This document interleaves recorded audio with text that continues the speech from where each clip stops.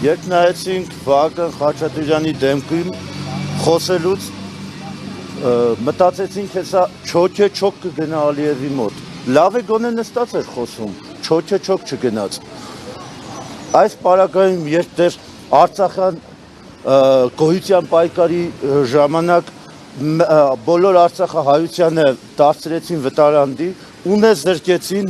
ավիրեցին մեր մշակույթը, մենք դարձանք եւ բռնազավթված, պահանջատերը մենք ենք, ոչ թե թշնամին։ Ներողություն իրենք պետք է խնդրեին, ոչ թե մենք։ Հասնելով ժողովրդին այս վիճակի մեջ եւ մեր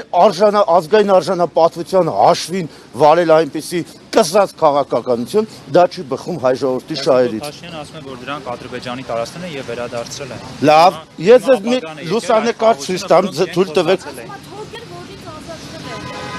Ուրեմն ձեր թույլտվությամբ մեկ լուսանկար ցույց տամ։ Ինչ լուսանկար է այստեղ։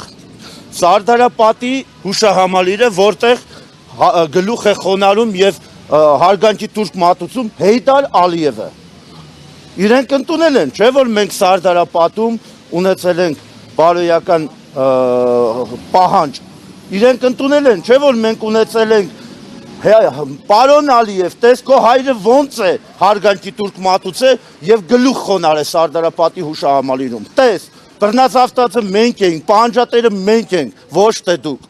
Այսօրվա իշխանությունը իրենց թրկահպատակ քաղաքականությամբ միայն հարված են հասցնելու հայ ժողովրդի ինքնասիրությանն ու արժանապատվությանը։ Այրուն չենք ուզում, բայց ազգային արժանապատվության հաշվին էլ խաղաղություն չենք մուրալու։ Մենք դեռ տոնելու ենք Սարդարապատներ, եռատոններ, քառատոններ։ Թող այսօրվա իշխանությունը լսի, որ իրենց վարած քաղաքականությունը չի բխում հայ ժողովրդի շահերից։ Ոչ էլ մեր ազգային արժանապատվության հաշվին երբևիցե խաղաղություն մուրացեք։ Մենք չենք տվել ձեզ այդ մանդատը։ Շնորհակալ։ Ասում են ներողություն, ասում են, եթե համաձայն չէ ժողովուրդը, հեղափոխություն կաներ, դուրս եկեք հեղափոխություն եք։ Այո, իսկ ինչ են անում մեկ խոսածողին։ Ինչ են անում մեկ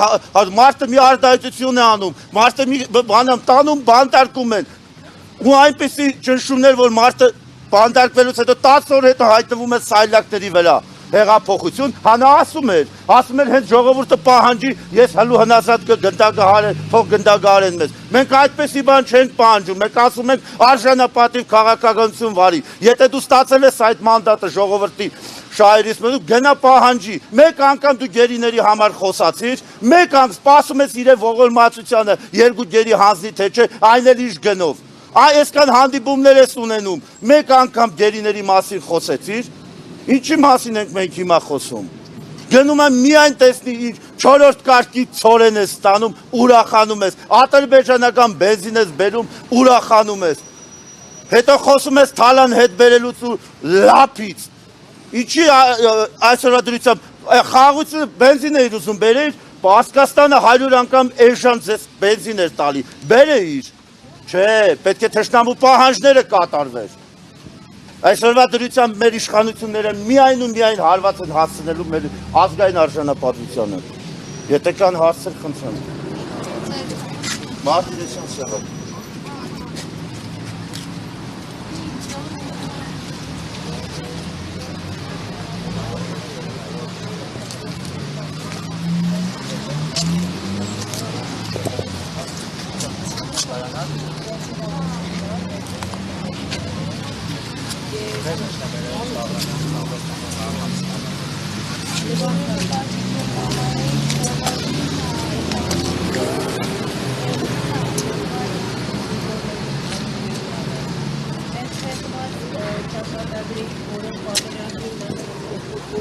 Տիկին Աննահիտ, քանի որ դուք Արցախից եք, դուք նաև ինչ զգացիք, երբ շնորհակալություններ հայտնում, այնտեղ ձեզ տնավեր են ըստ էության արել, իրենց քաղաքականության հետևանքն է, բռնագաղթի ճանապարհը բռնած մարդիկ, ինչ զգացին, երբ տեսան, որ երկրի ղեկավարը, նախագահան շնորհակալություն է հայտնում Ալիևին։ Նման ղեկավար կոչվելու իրավունք չունի, անց պետության ղեկավար, ում իշխանավարության ժամանակահատվածում հողատարածքներ են հանձնվել թշնամուն, նման ղեկավարը իրավունք չունի գեթ մի վայրկյան անգամ մնալ պաշտոնում։ Ինչ էին ուզում Արցախի համար է շնորհակալություն հայտնում արդյոք Ալիևին, թե